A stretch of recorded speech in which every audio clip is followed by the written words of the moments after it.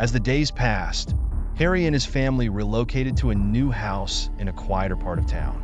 They hoped that a fresh start would allow them to move on from the horrors they had endured. The new house was comfortable and surrounded by serene landscapes, providing a stark contrast to the unsettling experiences they had left behind. Yet, despite the tranquility, the shadows of that night still loomed over them. Harry took extra precautions to ensure their new home was secure. He installed additional locks, motion sensors, and even a security system to keep any threats at bay.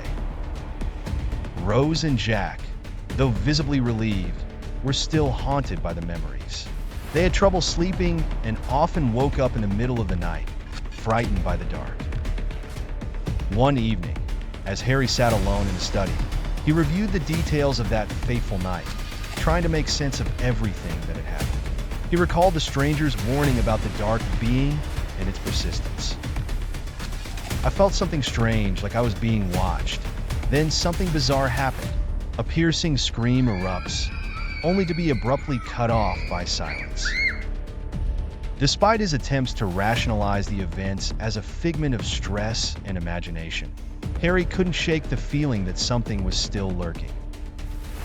Determined to find answers, Harry began researching ancient texts and local legends about dark entities and supernatural occurrences. He visited libraries, spoke with historians, and even consulted with experts in folklore. His quest for understanding became an obsession, driven by a need to protect his family from any potential threats. One night, while scanning through old manuscripts, Harry stumbled upon a passage describing a similar dark force. It spoke of an ancient entity that fed on fear and sought to perpetuate its existence by preying on the most vulnerable. The text also mentioned a protective ritual that could ward off such entities. Harry copied the details, feeling a glimmer of hope.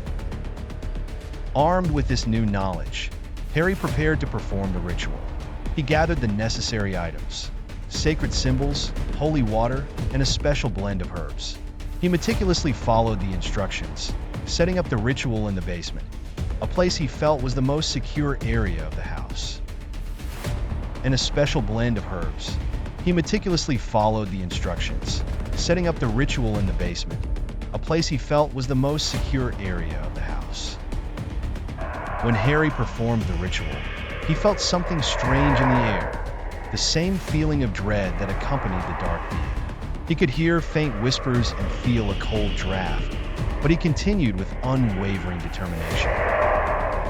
The process was intense and required his full concentration, but he managed to complete it successfully. After the ritual, the atmosphere in the house seemed to shift. The oppressive weight that had been hanging over them began to lift,